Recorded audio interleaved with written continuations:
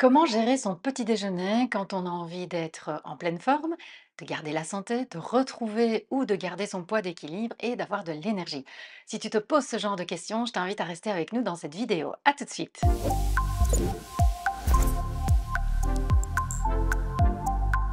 Le petit déjeuner, c'est un thème qui revient assez souvent dans les consultations en nutrithérapie ou même en psychothérapie quand on veut apaiser sa relation à l'alimentation. On se pose pas mal de questions sur quand le prendre, est-ce que je dois le prendre, comment le prendre, qu'est-ce que je peux manger, combien je dois manger. Ce sont des questions auxquelles on peut donner des réponses plutôt générales, plutôt globales, mais évidemment, ça va dépendre de la situation de chacune.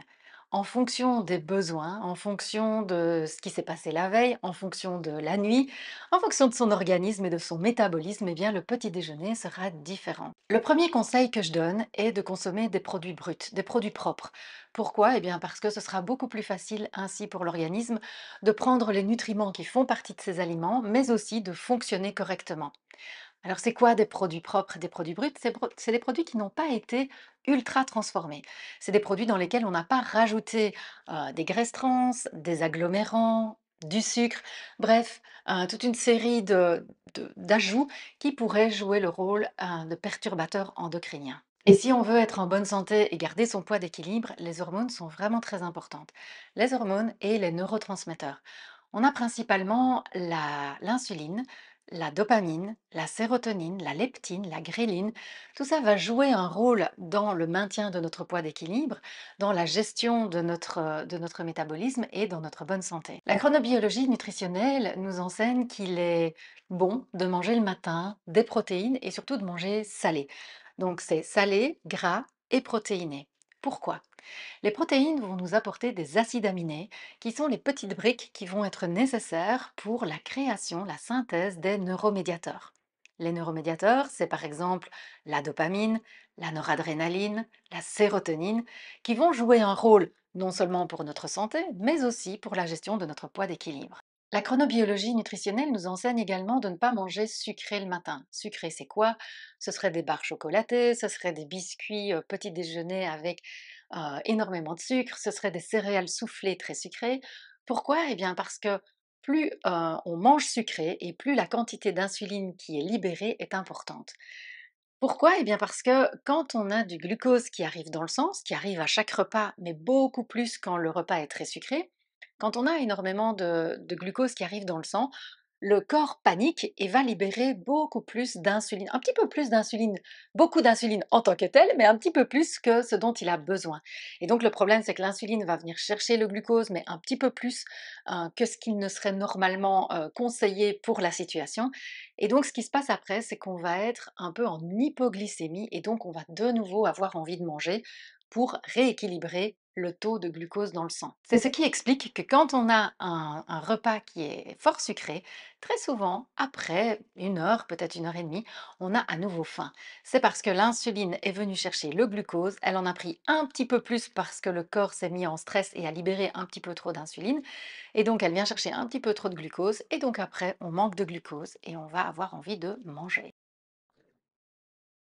Pour qu'un repas soit complet, à côté des protéines, à côté des glucides complexes que l'on va apporter, c'est important aussi d'avoir des fibres pour le transit, pour le métabolisme une fois de plus. On va trouver les fibres dans les végétaux, dans les légumes en partie, mais aussi dans les céréales complètes et les légumineuses. Pour que le repas soit complet, on va ajouter une matière grasse.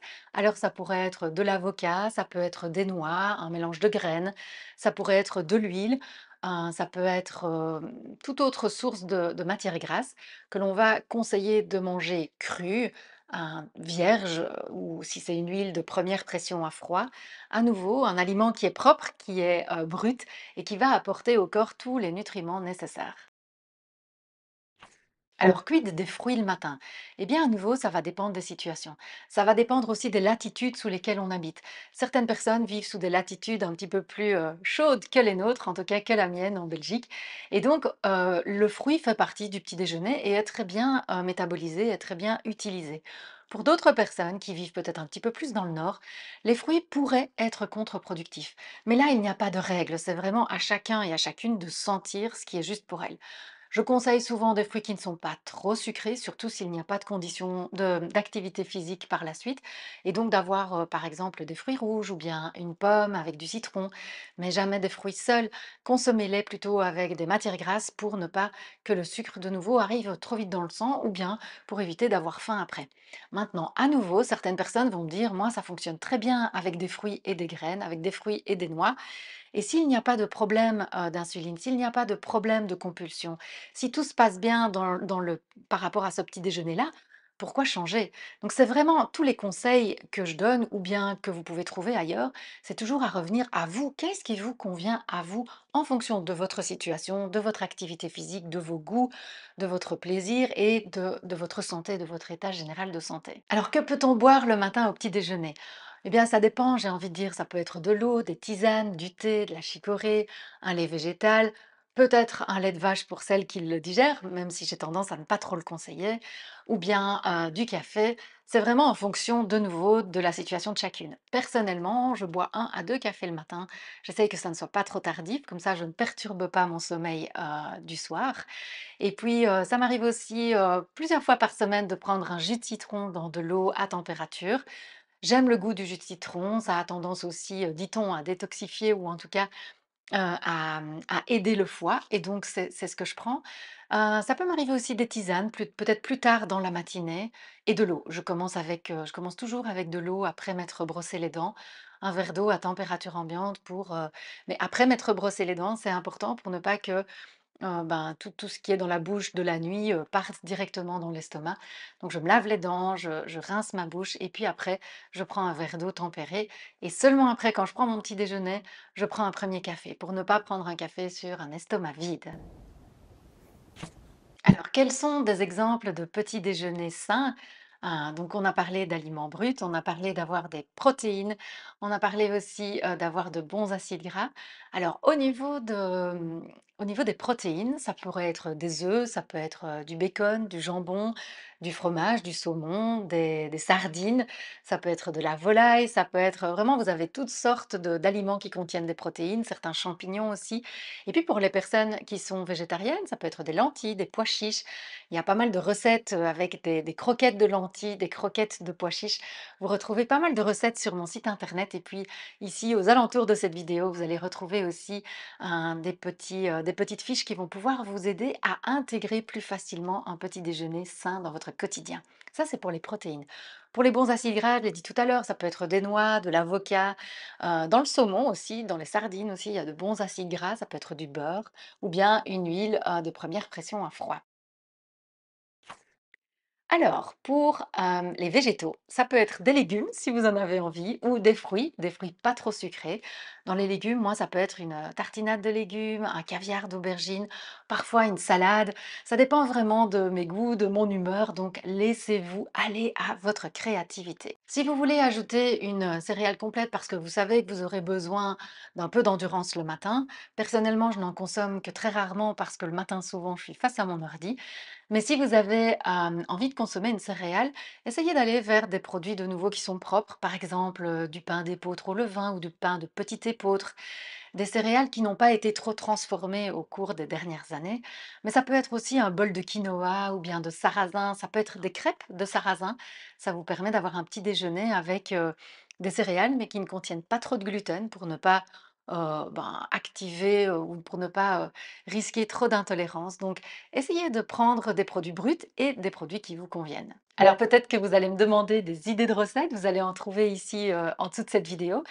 Maintenant, qu'est-ce que je peux vous dire, le matin? Ça pourrait être, en salé, ça peut être une omelette, ça peut être des œufs sur le plat, ça peut être des œufs à la coque, ça peut être des restes de la veille ou bien une ratatouille, ça peut être un plat composé, un breakfast bowl avec, des croquettes de lentilles, avec un peu de salade, des œufs, des asperges, des légumes de saison et cetera. Mais, ça peut être aussi, une shakshuka par exemple, j'aime beaucoup ça avec des tomates, des aubergines, des œufs, c'est mon repas préféré le matin, donc le petit déjeuner, c'est vraiment mon repas préféré et j'essaye d'avoir vraiment une assiette complète. Surtout que ça peut m'arriver aussi d'aller, pratiquer un sport avant, donc généralement, j'ai vraiment faim quand je reviens.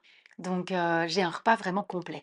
Si vous avez du mal à passer au petit déjeuner salé, je vous invite à consommer un petit déjeuner neutre. Neutre, c'est quoi? Ça veut dire que c'est ni salé, ni vraiment très sucré. Donc ça pourrait être crêpes de sarrasin avec une purée d'amandes. Ça peut être, un bol de quinoa avec des carottes râpées. Ça peut être, qu'est-ce qu'on a encore? Un smoothie qui ne serait pas trop sucré avec de la pomme et des légumes verts. Vous avez vraiment des recettes, sur mon blog, des recettes dans mon bouquin, Mon assiette et moi.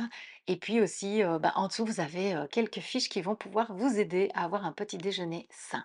Si vous avez des difficultés même avec le petit déjeuner neutre, ça peut être un petit déjeuner sucré sain, comme par exemple, une crème de fruits avec des noix de cajou ou bien, du quinoa avec des pommes ou bien une fondue de fruits avec des gruaux d'avoine ou bien ça peut être, il y a vraiment plein de choses avec des céréales complètes, avec des fruits, avec des épices aussi, de la cannelle, de la vanille, avec des fruits séchés peut-être.